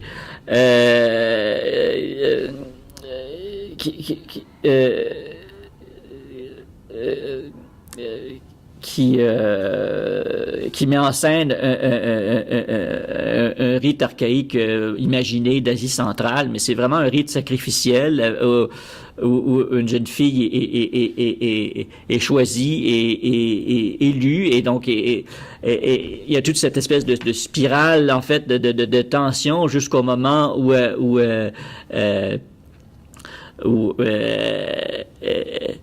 elle est tuée ou meurt même de sa propre extase de danse. Donc, c'est vraiment la scène primitive dans toute sa beauté écœurante au sens propre. C'est quelque chose, c'est vraiment quelque chose qui troue la culture, le surgissement vraiment de quelque chose, les enfers qu'évoquait Ferdinand Lassalle ou Freud, là, on les avait, on pouvait les toucher du doigt, et c'est un des éléments du fameux scandale, la première représentation en 1913, mais en même temps, c'est le classique absolu du 20e siècle, avec toute son ambiguïté. Et ce qui est intéressant là-dedans, c'est que dans un geste qui est celui des avant-gardes, mais aussi celui de Freud, une sorte de rupture avec le passé immédiat par un retour à la scène primordiale, qu'en fait que Freud explorait dans Totem et Tabou, hein, les conditions primitives où on est au bord on est au bord du massacre, et par un sacrifice on arrive à le conjurer. Mais dans ce contexte-là, en 1913, on est fasciné par le moment du sacrifice, hein, cette espèce de pulsion de la mise à mort. Qui captive et par lequel on se sent plus vivant à l'approche de la mort, hein, et une sorte de libération comme ça de tout justement ce soubassement ambigu des pulsions qui après toute cette mobilisation stérilisante par l'industrie cherche le fameux débouché, là, mais c'est plus simplement une soupape de sûreté, c'est une explosion qu'on cherche. Et bon, un autre signe objectif que toute la domination technique du monde est pas simplement une sorte de standardisation de plus en plus poussée vers un monde parfaitement sous contrôle où on peut on peut se déplacer et sans problème, sans conséquence. Bon, évidemment, en 1912, il y a le naufrage du Titanic, hein, qui est une sorte d'acte manqué, parce que faire le plus grand paquebot du monde, le lancer, puis en faire toute une publicité et l'appeler Titanic. Les titans, ce sont les forts, les demi-dieux inférieurs qui se révoltent contre les vrais dieux, hein, puis qui évidemment sont rejetés justement dans les enfers. Hein. Bon. C'est ça les titans. Donc ça représente l'hubris, hein, au sens des Grecs. C'est ce qui dépasse les limites, qui ne connaît pas les limites. Une volonté de puissance venant d'en bas qui ignore la mesure, qui était le principe évidemment cardinal des Grecs. Celui qui est précisément inverse l'Occident, parce qu'il se base sur la fuite en avant du toujours plus, et c'est ce qui le tient en place, la dynamique du toujours plus. Bon, sauf que ça s'est avéré un peu plus chaotique que l'escomptaient les progressistes du 19e siècle. Donc, déjà, l'affaire du Titanic, c'est une sorte d'événement mythique qui a comme consolidé cette inquiétude dans l'imaginaire là, depuis ce temps-là. Et puis, qui était évidemment comme le sacre du printemps, une sorte de préfiguration de ce qui était sur le point de se passer. On peut évoquer aussi la répétition générale de tout ça, qui était les guerres balkaniques de 1912 à 1911 à 1912. Il y en a eu deux, là. C'est vraiment très compliqué comment ça se passait, mais où encore une fois c'est toute cette espèce de curée en l'occurrence des petites puissances locales, la Bulgarie, la Grèce, le Monténégro, bon, qui ont voulu acquérir les derniers morceaux de Turquie d'Europe, et puis qui ensuite se sont tournés les unes vers les autres. Enfin, donc en fait c'est dans ce contexte-là qu'on retrouve tout ce qui va caractériser la Grande Guerre, c'est-à-dire les tranchées, les miradors, la lumière qui balaie une lumière électrique bien sûr qui balaie tout un champ avec des fils barbelés. Là, bon, tout ce paysage typique de la Grande Guerre, on le voit d'abord dans l'Europe la plus arriérée. En fait, là, c'est eux qui sont à l'avant-garde de tout ça, parce qu'ils ont été bien entraînés par leurs modèles occidentaux. En fait, là, c'est tout un effort d'émulation des modèles occidentaux qui fait que ces pays orientaux comme la Turquie sont en fait à l'avant-garde. Hein. C'est là qu'on trouve la modernité de la forme la plus pure, en fait, parce qu'elle elle tranche et elle peut se déployer sans l'espèce de domestication qui a pu se produire dans la société bourgeoise. Donc, c'est là aussi qu'on a les premières purifications ethniques modernes en Macédoine. À cet égard, on peut évoquer quand même d'autres précédents de la Belle Époque, à propos des camps de concentration, par exemple, qui avait été installé par les Britanniques à l'issue de la guerre des bourgs pour contenir les populations civiles et pour les concentrer alors que la guérilla des bourgs se poursuivait tout autour. Un modèle qui avait été, je pense, déjà développé par les Espagnols à Cuba, dans la répression des insurrections locales, donc de concentrer certaines populations dans des camps. Bon, ça c'est précisément la guerre. Enfin, c'est avant que les États-Unis s'en mêlent, là, qui crée l'explosion délibérée du vaisseau Maine dans le port de la Havane pour avoir une belle petite guerre qui leur permet d'acquérir eux aussi leur empire colonial moderne. Là, bon, Cuba, Porto Rico, les Philippines et tout ça. Donc, les États-Unis entrent dans la cour des grands à ce moment-là, en même temps que le Japon qui gobe la Corée et puis qui s'attaque à la Russie en 1905 et puis qui la bat à plate couture. Là. Ça c'est une révolution, évidemment, dans le rapport de l'Europe au reste du monde. Là.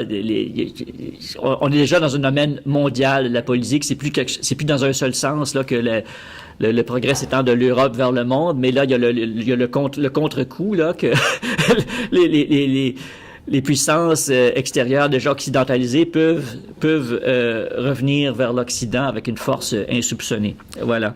Et c'est dans ce domaine, c'est donc dans ce contexte-là, en 1914, que paraît l'étude de Freud sur le narcissisme, qui permet de faire le pont, en fait, entre le début et la fin de cette période, parce que il dit d'emblée que le mot narcissisme a été forgé par un certain Necke avec Havelock Ellis, donc en 1899, et il désigne la perversion consistant à prendre son propre corps comme objet sexuel. Donc, c'est lié à la mégalomanie, et pour lui, c'est l'exagération d'une tendance déjà présente dans la psyché de chacun. C'est là d'ailleurs qu'il dit que un jour les forces mentales en question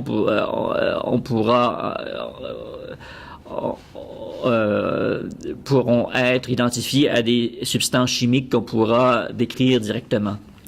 Donc pour lui, le sommeil, la maladie, le rêve sont une forme de retrait narcissique. Et c'est un peu ce que j'ai laissé entendre au début à propos de son propre intérêt pour le rêve et ses propres rêves. Là. Il parlait un peu en orfèvre à ce niveau-là. Il parle de la blessure comme comparable comme étant érotique, au même titre qu'un organe génital excité, puisqu'il y a un afflux de sang et tout ça, une sorte de focalisation de la sensibilité qui est érotique. Je trouve ça intéressant de signaler ça à l'aube d'une guerre. Là. Bon, il y a le modèle narcissique du désir féminin, c'est-à-dire que pour lui, la femme telle qu'il la conçoit, qui lui semble normale, qui lui semble typique de la féminité, pour quelqu'un de sa génération, à Vienne en 1914, c'est celle qui déploie son narcissisme pour être aimée, en fait, ce qui l'intéresse moins, ça l'intéresse moins d'aimer un homme que d'être aimé par des hommes, d'exercer son narcissisme donc par personne interposée. Et bon, il donne l'exemple de tous les moyens de séduction qui sont déployés par la femme moderne. Et en fait, il décrit il décrit le même type de femme qui fascinait les futuristes, dont on sait d'ailleurs en quelle estime il tenait les femmes, mais enfin comme la cocotte de l'époque là, des grands boulevards, là, bon, que je vous ai montré donc en conjonction avec la lumière électrique. Donc c'est un peu quand je lis Freud à ce propos de la femme, je pense à ce type-là. Hein? Et pour lui, c'était ça l'essence de la femme, c'était plutôt ça. Et s'il y avait autre chose, c'était comme des variations de ce thème-là.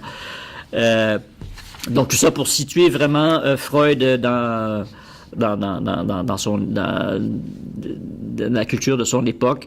Donc pour venir plus près du sujet, donc le moi idéal, pour lui, c'est le moi idéal et l'estime de soi qui motive la répression du vrai moi qui est déplacé vers ce nouvel objet de narcissisme qui constitue une substitut du narcissisme enfantin perdu.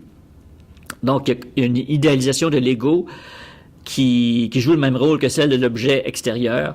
Donc, une fixation de la libido, mais qui ne suffit pas nécessairement à sublimer l'instinct. D'un autre côté, la sublimation permet de satisfaire le moi sans recourir directement à la répression. Donc, en reportant la libido sur un moi idéal, une image de soi narcissique. Que le surmoi peut approuver d'ailleurs. Donc, le narcissisme, en reportant la libido de l'objet au moi, opère une restauration d'un amour heureux, celui que l'enfant a connu dans son narcissisme primaire. Hein. Ça me fait penser à la fameuse phrase de Woody Allen, Don't put down masturbation, it's love with someone I love. Hein? Bon, c'est le même principe. Mais alors pour Freud, c'est s'il n'y a pas cette substitution donc d'un moi idéal au moi premier narcissique, c'est là qu'on a des perversions. C'est-à-dire qu'on a l'expression directe du narcissisme primaire. La dernière page de cet essai, donc 1914,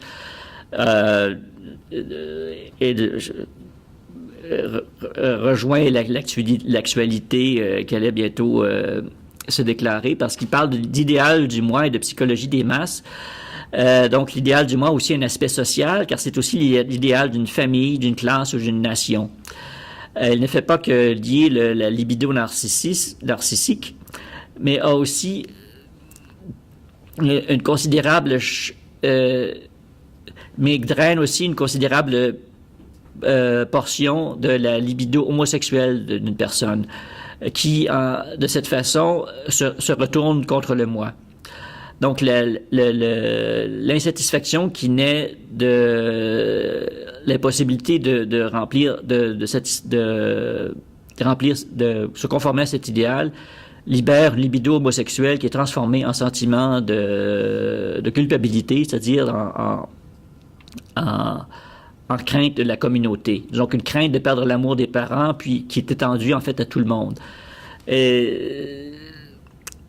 Donc, ces deux aspects-là, donc l'idéal de famille, de classe, de nation, c'est l'aspect positif qui aide à expliquer comment des gens ont pu partir la fleur au fusil avec une telle unanimité pour défendre finalement leur idéal collectif de soi. Hein?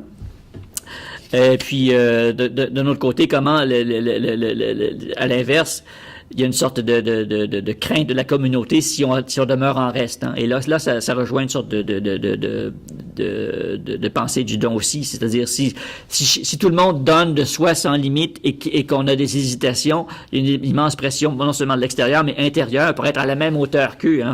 Faut donner autant qu'eux. Donc, une sorte de surenchère du don qui précipite les gens pour se porter volontaire et pour pas être celui qui reste en arrière. De toute façon, en l'occurrence, on s'est mis à les fusiller quand ils allaient pas trop avec assez d'enthousiasme directement vers l'adversaire, mais il y avait déjà une motivation pour pas être celui qui traîne les pieds ou qui se blesse avec son propre fusil ou bon, c'est une pression à la performance pour vraiment donner sans limite. Il y a une satisfaction de l'idéal d'ego à partir de l'idéal de moi à même finalement ce besoin de données qui est pas purement qui est pas purement une pression contre nature, mais véritablement, il y a un véritable attrait de la gloire de s'identifier à une dépense somptuaire de soi qui est profondément satisfaisante pour le moi, mais qui n'est pas réductible à un calcul purement utilitaire en termes de principe de réalité, comme qu'est-ce qui va m'aider à me préserver, éviter avoir le plaisir, éviter la douleur, etc. C'est un petit peu au-delà de ça. C'est plus compliqué que ça. C'est pas un désintéressement pur, mais en même temps, c'est pas le calcul utilitaire. C'est pour ça que c'est le genre de choses que je vais vouloir élucider davantage en parlant de la pensée du don un peu plus tard. Mais enfin, qu'est-ce que je pourrais vous dire en terminant? Oui, donc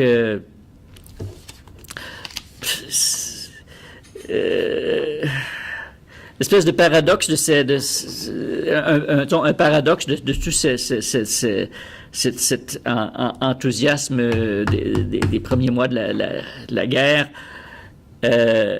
Évidemment, bon, les futuristes, par exemple, ont milité pour que en fait, l'Italie était alliée de l'Autriche. Hein. Elle est restée neutre un bout de temps, mais c'est la pression de plusieurs milieux nationaux ou progressistes qui ont amené l'Italie à entrer en guerre du côté des Alliés. Hein. Donc et puis plusieurs futuristes vont mourir au front, etc. Mais je pense en particulier à propos des premiers mois de 14, comment il y a toute une jeunesse contestataire de toutes ces sociétés-là. En Allemagne, on appelait ça les Wandervögel, les oiseaux migratoires. C'était des jeunes qui étaient des drop-out, en fait, de la société industrielle triomphante, bourgeoise, du Deuxième Reich, qui partaient faire de longues excursions dans la campagne, là, qui avaient leur propre sociabilité, qui formaient leur propre communauté comme ça, un peu nomade, avec une vie libre, en tenue légère, là, donc une redécouverte du corps avec parfois des éléments de nudisme et de naturisme et toutes les idéologies, enfin toutes les pensées de libération de cette époque, là, bon, Nietzsche dans le Baluchon et tout ça, et Freud aussi sans doute pour certains.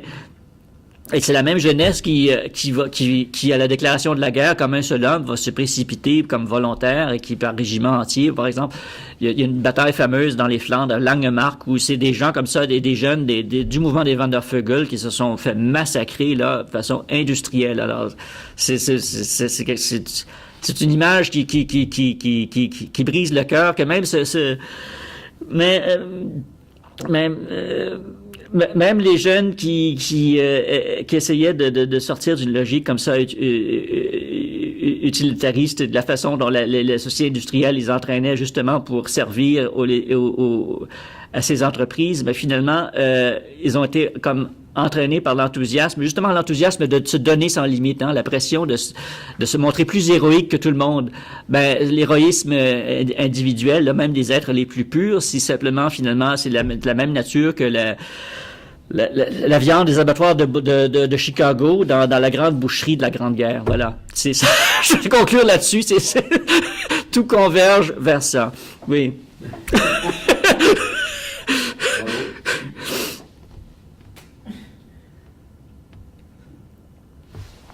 J'ai une question. Oui. Deux trucs.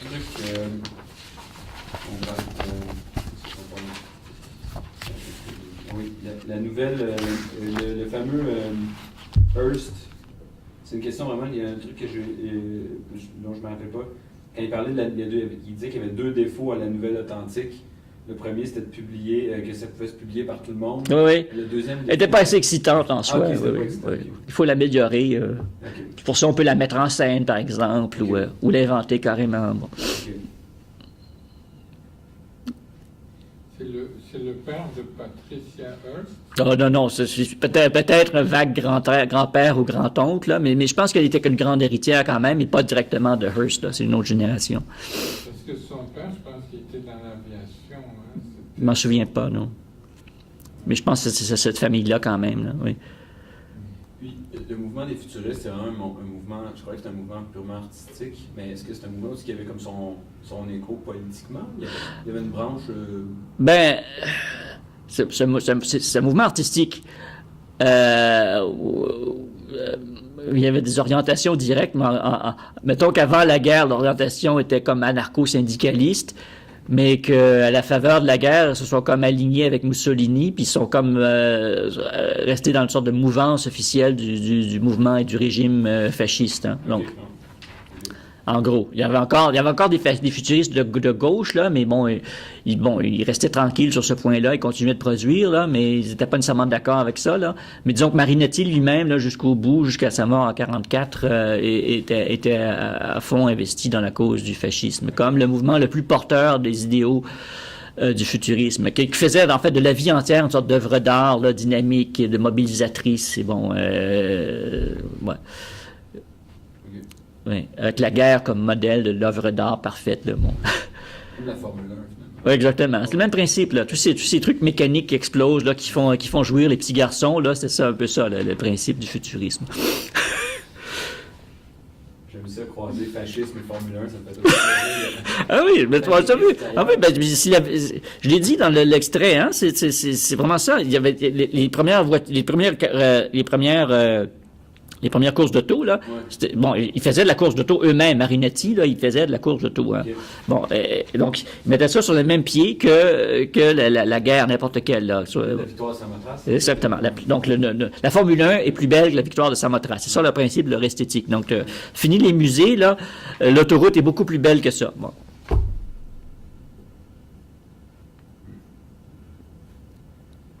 Ah, il y a des belles autoroutes. Ah oui. Non, mais en fait, bon, c'est la forme extrême de quelque chose qui va être vulgarisé, comme domestiqué par la suite, parce que finalement, c'est le principe organisateur du monde dans lequel on vit. Là, quand on a couvert le continent d'autoroute, là, tout ça, ça procédait en fait un peu. C'est une vision qui était, il y a une sorte de film de propagande en fait à l'Expo 39 à New York là, de Norman Belgades. Là, c'est un peu le monde de l'avenir quand l'Amérique va être refaçonnée par un réseau d'autoroutes, là, c'est absolument délirant comme espèce de lyrisme verbal, alors qu'on montrait des maquettes là que des autoroutes qui survolaient tous les paysages. Là, on disait que tout serait à portée de tout, qu'il y aurait aucune distinction entre la campagne et la ville, et puis qu'on irait toujours plus loin dans du développement toujours plus. Bon, c'est une sorte de tautologie là, rhétorique, c'était assez hallucinant, puis en montrant ce qui va être finalement réalisé là après la guerre, là, mais tout ça c'était comme dans une sorte d'imaginaire là, de progrès sans fin, de développement sans limite, de la circulation là. Bon, on trouvait ça en Amérique, mais bon, où est-ce que ça a été réalisé en premier? C'est l'autobahn. Oui. C'est pas une question de régime hein, ou de quoi que ce soit. C'est l'idéal du 20e siècle, là, de l'autoroute et la fusée et tout ça. Là, c'est le futurisme, mais réalisé de façon très très terre à terre par des bureaucrates. Là, bon. Mais dis-moi, Christian, comment le nationalisme s'insère dans cette atmosphère-là? Ben, c'est une façon de mobiliser les masses. Hein. Parfois, pour les nationalismes tardifs, ça, c'est vraiment délibéré et conscient. C'est ça qui rend le nationalisme, c'est ça qui rend l'Italie particulièrement intéressante, et même le sionisme, hein, parce qu'on a vu, j'ai expliqué l'autre fois comment un libéral qui se rend à Paris, qui en même temps est désillusionné du sort que fait le centre du progrès aux Juifs, mais qui en même temps est quand même impressionné par justement les mêmes choses que les futuristes, quand le geste comme ça héroïque de l'anarchiste qui fait sauter le président lui-même avec, et puis en même temps que Bismarck qui fait l'Allemagne avec le fer et le sang, là, tout ça c'est des choses qui l'enthousiasmaient, puis il disait il faudrait quelque chose comme ça pour mobiliser les Juifs. Alors, il imagine de leur donner une terre où construire leur nation moderne parfaite. Hein. Donc, c'est pas parce qu'il y avait une sorte d'exil d'une terre quand tout le monde se souvenait, puis non, il parle vraiment c'est un moderne complet. Il s'intéressait pas au folklore juif, puis même c'est une chose qu'il voudrait faire disparaître. Il voulait créer une nation moderne, mais pour les Juifs, une nation moderne, modèle. Hein? Donc c'est un peu ça que les Italiens ont fait aussi. Hein? Des Italiens du tournant du 20e siècle. Là. Donc, l'impérialisme, j'ai étudié pendant mes études, j'ai fait un travail sur un livre d'un certain Mario Morasso, publié en 1910, je crois, l'impérialisme au 20e siècle, mais qui décrivait en termes nietzschéens toutes ces guéguerres impérialistes là, du tournant du siècle, là, mais comme des expériences artistiques qu'il faudrait reproduire en quelque sorte, hein, comme un projet comme ça au fond, bon, la guerre russo-japonaise, c'est aussi beau que Parsifal, et bon. De la même façon, un peu à une autre époque, Pierre Drieux-La Rochelle, un écrivain grand écrivain français qui va pencher vers le fascisme. Donc, quand il va visiter le congrès de Nuremberg en 1934 ou 1935, il dit mais c'est les ballets russes. En fait, le fascisme est à base d'esthétisme. Je sais pas si c'est Benjamin qui l'a dit, c'est une esthétisation de la politique. Hein. Évidemment, la gauche peut en faire l'inverse en politisant l'esthétique. Mais bon, en fait, en pratique, ça donne plus ou moins la même chose quand même. Là. Il y a quand même un culte du mouvement, là, tout ça, là, avec un langage plus éthique. Là, mais je trouve que quelque part, bon, le langage fascisant est plus honnête. Hein? C'est une satisfaction sensuelle du mouvement et d'être en masse, de faire bloc et d'être une énergie propulsée, d'être un bloc d'énergie propulsé où on est tous ensemble dans la même direction. C'est ça l'esthétique du 20e siècle, quels que soient les régimes. Donc il y a un souci avant tout énergétique. Ouais. Et un souci esthétique. C'est ça. C'est dynamisant. C'est ça. C'est narcissique parce qu'on est dynamisé. Donc, à la fois, on est fondu dans quelque chose d'électrisant, mais à la fois, la satisfaction esthétique, en même temps, se regarder comment on doit être beau vu de loin. Hein? Comme le Riefenstahl et les congrès de Nuremberg, comment c'est beau, ça, vu dans cette vue d'ensemble, ces vues panoramiques de masse en mouvement, là, puis les gens qui paradent dans le même uniforme, là, hein, qui représentent vraiment physiquement dans leur habillement l'uniformité d'un bloc en mouvement. Hein, qui répondent comme aux mêmes impulsions, comme sous l'effet d'une seule impulsion électrique commandant à distance. Là. C'est comme justement les manifestations de masse nord-coréennes actuellement, là où ils sont dans des stades où ils font toutes sortes de patterns comme ça avec la foule uniforme qui habillée de différentes façons, là, puis qui font comme des dessins comme ça à même les mouvements des foules. Là, tu vois, cette perfection du mouvement coordonné d'une masse d'hommes. Hein, qui est éminemment narcissique, en même temps c'est dynamisant, là, c'est sentir une sorte de puissance, en même temps avoir le spectacle à travers, je suppose, le leader ou la propagande de cette puissance unifiée. Hein. C'est vraiment l'image de soi collective dont chacun peut jouir. Hein? Exactement ça, oui. C'est drôle parce que c'est la première fois que je vois qu'il peut y avoir une forme de narcissisme dans le fait de vouloir ressembler à tout le monde et d'être uniforme. Ah oui, c'est clair. D'être, c'est-à-dire pas uniforme, mais d'être uniforme, c'est le cas de le dire, mais d'être en fait conforme. Oui. Oui, c'est ce qu'il y a de plus puissant, oui. Parce qu'il y a une autre forme de narcissisme qui est plus du côté de l'originalité puis de l'unicité. Ouais, mais ce qui est fascinant, c'est de voir que ça peut converger. Et c'est même dans des grands artistes là, comme ça, là, des artistes souvent qui sont fait reconnaître par leur culte de l'individualisme. Bon, mettons, par exemple, Maurice Barrès, qui était un peu de Jean-Paul Sartre de la belle époque, qui avait écrit des romans quasi existentialistes sur un cycle qui s'appelle Le culte du moi. Bon, c'est un type qui est quasiment autiste, là, qui est pris dans l'examen de ses sensations, qui a des rapports utilitaires, qui se cherche un objet à aimer là, pour avoir la sensation de bon. Et plus tard, il découvre comment c'est beaucoup plus satisfaisant d'avoir une identité collective qui se réfère aux ancêtres, qu'on est mobilisé avec tout un peuple autour de soi, puis devient une sorte de théoricien du nationalisme français. Bon. Puis plein d'esthètes comme ça de la fin du 19e siècle deviennent des nationalistes du 20e siècle. Hein. Bon, Stefan George en Allemagne, là, des individus très très distingués, raffinés, qui sont comme dans leur tour d'ivoire, et puis que tout d'un coup se découvrent une vocation politique. Le meilleur exemple, c'est Gabriele D'Annunzio, hein? Là aussi un grand poète italien, un peu décadent dans ses thèmes, qui explore justement des thèmes de sensualité et puis de tout ça là, et puis qui à la fin de la guerre, là, va monter son armée privée pour aller conquérir la ville de Fiume que les Slovènes, les Yougoslaves réclament. Là. Il va essayer de la conquérir pour l'Italie. Il va établir son propre petit régime. Là. En fait, c'est le précurseur du fascisme en soi. Là. Il a vraiment il a vraiment canalisé, il a vraiment créé toutes les formules du fascisme, qui va reprendre d'ailleurs, qui va lui emprunter son hymne national, etc. Donc c'est un poète qui a inventé disons, l'armée privée, qui a fait la première action vraiment d'éclat nationaliste, là, d'irrédentisme, aller saisir une ville soi-disant italienne là, pour la nation dans un territoire slave par une action volontariste. Et ça c'est vraiment, en plus c'est ça, c'est le grand esthète de salon qui devient comme ça la pointe du militantisme et qui devient un pilier du régime fasciste.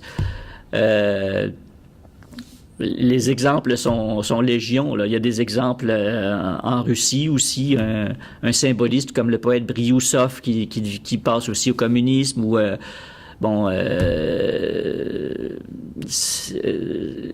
il y a une sorte de communication directe entre l'esthétisme individuel très éthéré des intellectuels et l'engagement comme ça pour une grande cause collective. Enfin, l'énoncé, c'est presque une banalité. Je veux dire, les intellectuels français sont tous un peu comme ça. Hein?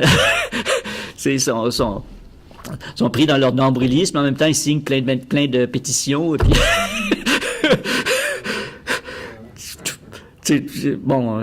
tout le maoïsme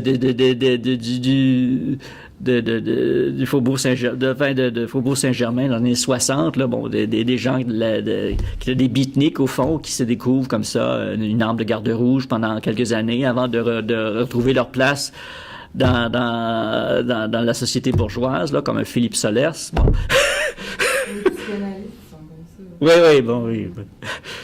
Voilà. Donc, c'était pas vraiment compliqué. Donc, Freud avait vraiment mis le doigt sur quelque chose en montrant, en la dernière page de son essai sur le narcissisme, la communication directe entre le narcissisme, enfin, l'idéal de soi individuel et l'idéal de soi collectif. Mais oui. On dirait que l'individuel et le collectif se distinguent un petit peu à ce moment-là. Tout en se ressemblant beaucoup. Il y a une homologie, en fait, parce qu'il y a une sorte de reconstruction du collectif sur le modèle du narcisse individuel qui a déjà préalablement été isolé des communautés. Hein? Donc, c'est un double mouvement. L'individu va distinguer des communautés pour imprimer une image de soi homogène sur la société.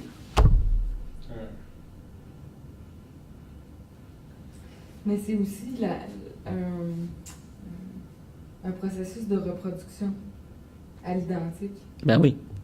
De production à la chaîne, ben oui. D'éléments, tous pareils. Oui, donc on est confirmé dans son individualité du fait de se voir reproduit comme ça à l'infini. Et c'est quelque chose qui, en pratique, est très difficile à résister. Un effet d'entraînement extrêmement puissant. On se dit, oh, c'est affreux, mais quand on est dedans, là, il faut une force inouïe pour se soustraire à ça. Là. C'est vraiment la psychologie des foules. Puis en même temps, c'est impuissant. On se sent coupable de pas en être. Hein. Tous ces gens-là qui se donnent 100% pour une cause, pour un leader, puis nous, on les tire au flanc comme ça, on a des doutes et tout ça. Il faut vraiment être sûr de soi pour se refuser à un tel mouvement. Hein. Pour ne pas récupérer Hein? Je parle pour ne pas récupérer ses déchets de table, puis pour pas faire de la récupération de papier. Il faut être résistant pour pas embarquer dans C'est pas nécessairement ça, parce que le modèle n'est pas nécessairement la reproduction du modèle narcissique. Ça peut aussi être un espèce de maître. Je veux dire, il y a, Oui, mais là, on s'identifie au maître, hein? On s'identifie au maître. Et je donc, veux dire, il y a différents modèles oui, oui. d'affiliation politique, on va dire. Les images de Leni Riefenstahl, j'avais pas pensé à ça en boucle, mais c'est vraiment ça, c'est l'exemple même là, de l'iconographie Oui. de l'individu qui ressemble à l'individu et qui est fort en plan. Ben oui, oui, oui. Le Triumph of the Will, le triomphe de la volonté de Leni Riefenstahl, qui est la cinéaste de Hitler. Mais c'est. Ah oui, ça fait ça. C'est vraiment comme si il avait des moyens illimités en fait pour tourner.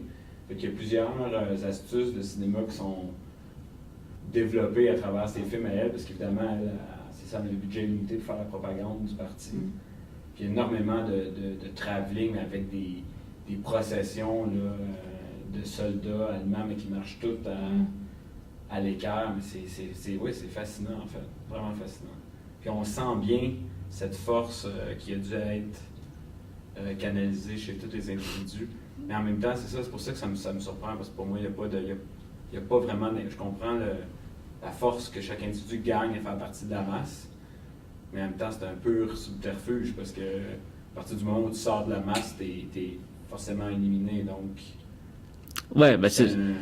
Ouais, ben. D'autant plus intérêt à pas en sortir, à pas avoir tentation d'en sortir, c'est ça. C'est juste un jeu là, qui se fait, peut-être une sorte de négociation inconsciente. Là. C'est quoi l'alternative? Être dans l'enthousiasme collectif jusqu'au bout, là, comme les Allemands ou les Japonais, ou bien être radicalisé, être douté, là, puis être aussitôt ostracisé, peut-être probablement tué ou en prison. Ouais. Alors tu préfères mourir en gang que mourir seul. Exactement. Dans un cachot, là. Ouais. Bon, tant qu'à y être, là. Bon, ben, merci Christian. Ouais. D'ailleurs, mourir en gang, c'est pas vraiment mourir, parce qu'il y a une sorte d'immortalité collective. Oh, oui, ouais. C'est pour la nation. Donc ben oui, la nation oui, quelque chose oui, de lumineux. Exactement. Ouais.